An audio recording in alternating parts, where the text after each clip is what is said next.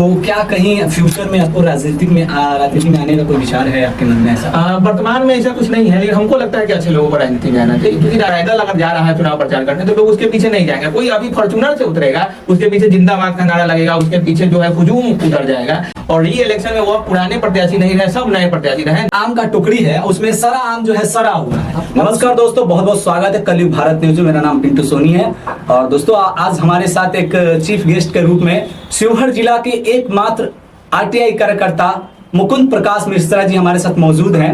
आज हम उनसे बात करेंगे शिवहर के तमाम मुद्दों पर और उनकी खास निजी जिंदगियों पे भी बात करेंगे और कैसे वो मतलब स्ट्रगल करके शिवहर के तमाम मुद्दों को लेकर के आवाज देते हैं और जनता की आवाज बनते हैं। तो बने रहिए हमारे साथ और चलिए हम लोग बात करते हैं। बहुत बहुत स्वागत है सर। कैसे? आपको बहुत बहुत धन्यवाद, साथ साथ आपको और आपके सभी व्यूअर्स को ढेर सारी शुभकामनाएं। मुकुंद सर, जैसे कि आपको लोग जो जानता है एज एक सोशल एक्टिविस्ट, समाज सेवी और आरटीआई कार्यकर्ता के रूप में ज्यादातर लोग, तो हम सबसे पहले ये जानने का प्रयास करेंगे और हमारे दर्शक भी यही जानना चाहते हैं कि ये जो आरटीआई कार्यकर्ता का जो टैग लगा है आपके ऊपर, वो कब लगा, कैसे लगा, इसकी थोड़ी सी हमें जर्नी बताइए। ये दरअसल हम जब अन्ना हजारे के नेतृत्व में आंदोलन हो रहा था देश में, उस आंदोलन में हम सक्रिय भूमिका निभाए। बाद में आम आदमी पार्टी बना तो उसमें भी कुछ दिनों तक हम शुरुआती दौर में जुड़े रहे। बाद में हमको लगा कि नहीं, अब वहाँ भी वो चीज़ नहीं हो रहा है जिसके लिए हम जुड़े हैं, तो वहाँ से भी छोड़ दिए और फिर शिवहर में सूचना के अधिकार को लेकर हम काम करना शुरू किए। बहुत सारे लोगों को बताएं सूचना के अधिकार का प्रयोग कैसे किया जाता है और सूचना के अधिकार का क्या सदुपयोग हो सकता है। हालांकि ये पूरा भारत के लोग जानते हैं कि जब से सूचना का अधिकार कानून आया है, भ्रष्टाचार या फिर भ्रष्ट अधिकारियों में खलबली मचा हुआ है, लेकिन इसका एक दूसरा पक्ष भी है। बहुत सारे लोग इस महत्वपूर्ण कानून का दुरुपयोग करते हैं या फिर कहें कि इस कानून को बदनाम किए। इन सब के बीच में हमको लगा कि नहीं, ये काफी महत्वपूर्ण कानून है, इसका सदुपयोग होना चाहिए। आम लोगों को जानना चाहिए इस कानून के द्वारा समस्याओं का निराकरण कैसे किया जाता है। तो कई जन समस्याओं को हम इसके माध्यम से उठाएं और लोगों को भी बताएं कि आप अपनी समस्याओं को इस तरह से उठा सकते हैं। अच्छा, आपके निजी जिंदगी में आपके साथ आरटीआई एज ए कार्यकर्ता रहते हुए क्या क्या परेशानियों का सामना करना पड़ रहा है? आरटीआई कार्यकर्ता से ये दिक्कत है। दरअसल आरटीआई कार्यकर्ता तो लोग बोलते हैं, तो आरटीआई कार्यकर्ता क्योंकि आरटीआई का उपयोग करते हैं हम, और बहुत कम ही लोग उपयोग करते हैं, या ये यूं कहें कि सदुपयोग बहुत कम लोग करते हैं। आरटीआई का जनरली लोग उपयोग करते हैं ब्लैकमेलिंग के लिए और ब्लैकमेलिंग के लिए या फिर कमाई का साधन बनाती हैं। तो ऐसे लोगों का के लिए आरटीआई नहीं है, क्योंकि आरटीआई एक समझिए कि समाज सेवा का एक माध्यम है और समाज सेवा अपने आप में पूजा है।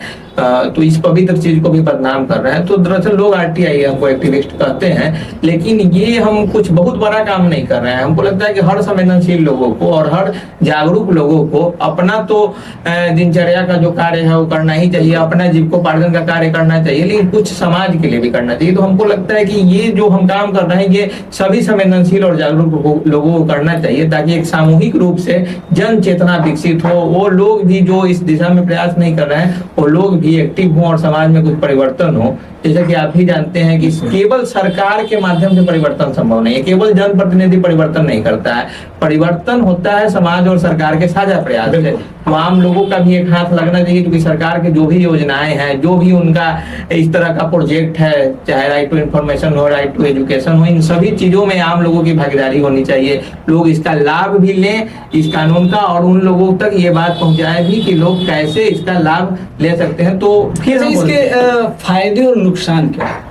सूचना के अधिकार के फायदे ये हैं कि आपका कोई लीगल काम है, जैसे कि आपके घर में या हमारे घर में किसी का वृद्धा पेंशन या फिर कोई महत्वपूर्ण काम जो होना चाहिए, लेकिन रिश्वत के मंशा के कारण वो काम पेंडिंग है, तो आप आरटीआई लगाइएगा तो आप पूछिएगा कि हमारा फाइल कहाँ पेंडिंग है। तो उस दिशा में वह अधिकारी जो है वह जवाब देने के पहले काम कर देता है या फिर जवाब देता है कि कहाँ फंसा हुआ है। तो फिर आपको सुविधा होगा कि आप कार्य कैसे करवा लें। मतलब ये कह सकते हैं कि अगर समाज में ऐसा कोई कार्य रुका हुआ है या फिर उसमें कोई बाधा आ रही है, तो उसमें आप आरटीआई फाइल करके उसमें एक उत्प्रेरक का काम कर सकते हैं। हाँ, उत्प्रेरक काम कर सकते हैं। और हमको लगता है कि हर आदमी जिसको समस्या है वो इंडिविजुअल रूप से लगाए, लेकिन एक पता नहीं कहा, ये हम शिवहर में ये देखते हैं, बड़ा गजब तरह का प्रवृत्ति है यहाँ। हर आदमी चाहता है कि नहीं हम पर्दा के पीछे से काम करें, हर आदमी चाहता है ये कि मुकुंद ही आगे आए, मुकुंद ही हर काम करे। तो इसका नतीजा क्या होता है कि हम जो भी अधिकारी हैं, अच्छे अधिकारी तो इज्जत करते हैं, अच्छे जनप्रतिनिधि भी इज्जत करते हैं, लेकिन जो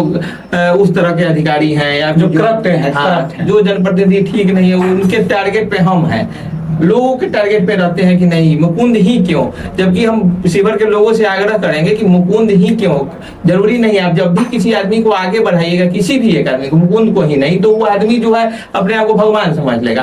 तो हम चाहेंगे कि नहीं, कोई मुकुंद और कोई किसी को बढ़ने का जरूरत नहीं है, हर आदमी अपने आप में नेता बने, हर आदमी इतना एबिलिटी रखे कि समाज में जब भी कोई गलत हो तो वो अकेले वो साहस रखे कि हम आवाज उठाएंगे और परिवर्तन करेंगे, कोई समूह का जरूरत नहीं। बिल्कुल, जैसे कि आवाज उठाएंगे, परिवर्तन करेंगे। और हम ये जानना चाहते हैं, क्या आपको ये जो आप कार्य करते हैं इसके लिए आपको कोई एक्सटर्नल लाभ मिलता है?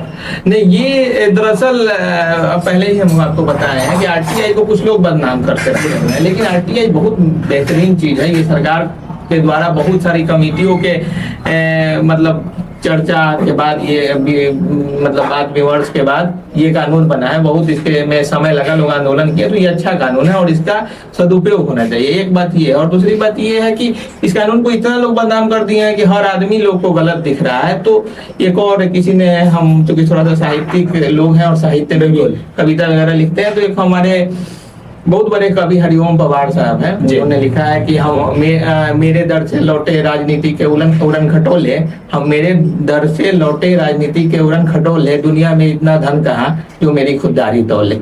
मतलब इतना धन नहीं है कि हमको कहीं ना कहीं कोई खरीद सकता है, और यही कारण है कि लोगों के आंखों की किरकिरी बने हुए हैं। बिल्कुल, मतलब आंखों के किरकिरी बने हुए हैं। आप इस बात से अंदाजा लगा सकते हैं कि जब कोई आरटीआई कार्यकर्ता अगर समाज के लिए अच्छा कार्य करता है, तो जब तक अगर ऑफिसर करप्ट नहीं है या फिर कोई जनप्रतिनिधि करप्ट नहीं है, आपके जो लीडर है वो अगर करप्ट नहीं है, तो आपका साथ देंगे, उसमें वो आपकी भागीदारी बनेंगे उस चीज को लेकर के। लेकिन जैसे ही अगर वो करप्ट है, उनमें अगर उनकी संलिप्तता है, तो फिर वो मतलब आपके ऊपर टारगेट करने लगते हैं। और टारगेट के रूप में क्या क्या सामना करना पड़ सकता है? कई तरह का परिस्थिति क्रिएट होता है। जब भी किसी विभाग में जाते हैं, सूचना के अगर अधिकार लेने के लिए बुलाया जाता है, तो उनका जो व्यवहार होता है, हाव भाव होता है, वो बड़ा मजाकिया स्टाइल का होता है। लगता है कि कोई जोकर टाइप का आदमी आ गया, या फिर उनको लगता है कि नहीं इसको क्या मतलब है।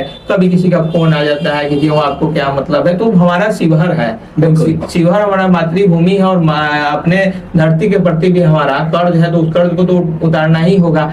अब ठीक है कि बहुत लोग राजनीति में आते हैं, सेवा राजनीति का एक फर्ज है, राजनीति में कुछ नहीं कर पाते हैं, या फिर अलग अलग फील्ड में वो अपना खुद का करियर आगे बढ़ाते हैं, लेकिन आगे जाके शिवहर को भूल जाते हैं। लेकिन हमारा ये मानना है, क्योंकि हम 14 में बीटेक किए, उसके बाद हमको लगा कि नहीं, हमारा शिवहर हमारा घर है, हमारा धरती है, इतना पिछड़ा हुआ इलाका है, करप्शन से एकदम संलिप्त इलाका है, और तो इसके लिए कुछ करना चाहिए। और एक बड़ा महत्वपूर्ण चीज बता रहे हैं, समाज में हम ये देखे हुए हैं कि गलत तरह के लोगों पे कोई सवाल नहीं उठाता है, वो एकदम से निर्भीक होकर कार्य करते हैं, और जब भी कोई अच्छा काम करना चाहता है, उसके मनोबल को तोड़ने के लिए तरह तरह का सवाल उठाया जाता है। एक कुमार विश्वास साहब ने एक बड़ा अच्छा कविता लिखा है कि सूरज पर प्रतिबंध आने को, सूरज पे प्रतिबंध आने को, और भरोसा रातों पर। मतलब रात पे भरोसा है, जो पता है कि ये रात है, रात मतलब करने का मतलब ये गलत लोग है, कुछ नहीं दे रहा है, हाँ कुछ करेगा ही नहीं, कुछ इससे लाभ नहीं है समाज को, उससे कोई सवाल नहीं। और गलत लोगों का महिमा मंडल, जयकारा, जिंदाबाद जिंदाबाद का नारा लगता है, और जो अच्छे लोग हैं उन पे सवाल उठाया जाता है। तो मतलब आप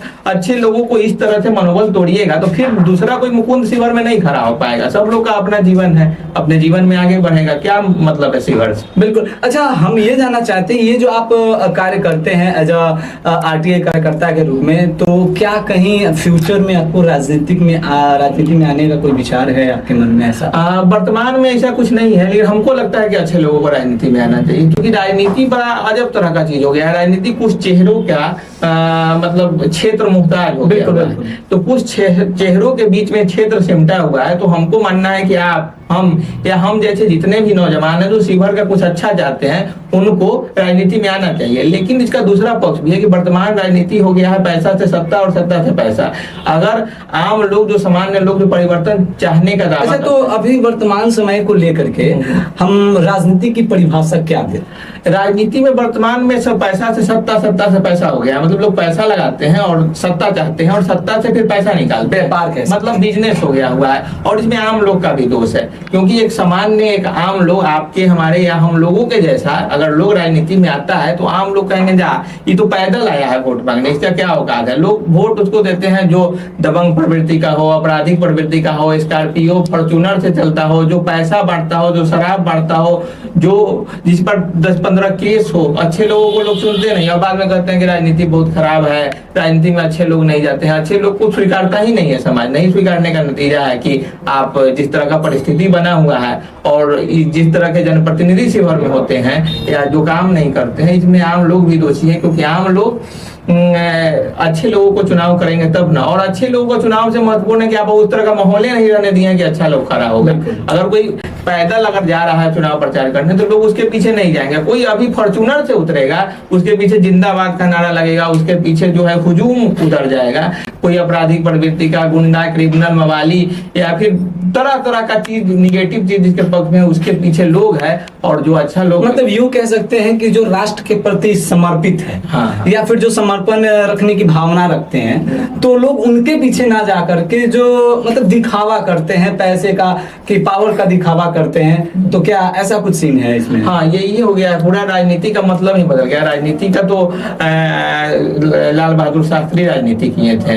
आप यहाँ पे महात्मा गांधी भी राजनीति कोई गलत चीज नहीं है। राजनीति तो अच्छे लोगों को करना ही चाहिए। अच्छे लोग नहीं करेंगे, जैसे कि आप देखिए गंगा में है, गंगोत्री से जो पानी गंगा में आता है तो वह पानी का मात्रा अधिक रहता है, तो हम लोग गंगा में को पवित्र नदी मानते हैं। गंगा नदी में नाली का मात्रा, गिरने वाले नाली का मात्रा अधिक हो जाएगा तो गंगा पे अपवित्र हो जाएगा ना। उसी तरह राजनीति एक अच्छा चीज है, लेकिन वहां पे अच्छे लोगों का संख्या काफी कम हो गया। अच्छे लोग जो है पेपर खोलते हैं, सुबह सुबह न्यूज चैनल देखते हैं, कहते हैं बहुत गंदा राजनीति है। मतलब ये कह सकते हैं कि अब राजनीति की पवित्रता को खंडित करने का, हाँ, राजनीति के पवित्रता को खंडित करने का एक बहुत बड़ा षड्यंत्र रचा गया है, खासकर उन लोगों के द्वारा जो राजनीति में पहले से हैं, परंपरागत राजनीति करते हैं। उनको लगता है कि ना कोई नहीं आना चाहिए। काहे नहीं आना चाहिए? किसी झोपड़ी में रहने वाला गरीब आदमी को भी राज भारत शिवहर का सांसद और विधायक बनना चाहिए एकदम, जिसको कोई नहीं पहचान रहा है, टैलेंटेड आदमी है, शिक्षित आदमी है, पढ़ा लिखा आदमी है और उसके मन में अगर कुछ परिवर्तन का आस है तो भले ही झोपड़ी में क्यों नहीं रह रहा है, उसको शिवहर का जनप्रतिनिधि, बिल्कुल, जिसके अंदर कैसा कुछ ऐसा दिखता है कि शिवहर में ये मॉडल होना चाहिए, शिवहर का जो विकास है इस दर से होना चाहिए, तो उनको आना चाहिए। डजंट मैटर कि वो किस समुदाय से है, किस धर्म से है और कितनी उनकी संपत्ति है। हाँ, ये सब मायने नहीं रखता है। एक चीज और बड़ा महत्वपूर्ण है कि हम लोग राजनीति में एक बहुत गंदा चीज घुस गया है, जाति। बिल्कुल, अब हम जो है आम लोग भी ये देखते हैं कि हमारा जो जनप्रतिनिधि है किस जाति का, अधिकारी तक भी आते हैं तो लोग पता करते हैं ये अधिकारी किस जाति के हैं। तो ये क्योंकि जाति एक अपना फैक्टर है, क्योंकि समाज में ये चीज तो खैर राजनीतिक लोगों द्वारा ये बना दिया गया है। तो इन सब के बीच में इसका सुधार कब होगा? जब सामान्य लोग, आम लोग, किसी भी जाति के हो, इस चीज से पड़े होंगे ना। किसी भी जाति का लोग है, हम वो अच्छे लोग हैं तो हम सपोर्ट करेंगे। इसमें क्या दिक्कत होता है आपको बताते हैं कि किसी भी गांव में समस्या है, किसी भी गली में समस्या है, तो वहाँ के लोग जो है, बहुत सारे लोग ऐसे हैं जो बोलेंगे कि नहीं, यहाँ हम बोलेंगे तो हमारे पार्टी के लोग को नुकसान होगा, हमारे जाति के जनप्रतिनिधि हैं तो उनको नुकसान होगा, हमारे जाति के अधिकारी हैं तो हम कैसे बोलेंगे। और सबसे खराब बात है कि हम दिखार कैसे होंगे। दिखार कैसे? तो ये दिखार नहीं होने का प्रवृत्ति है, तो उसमें कोई एक मुकुंद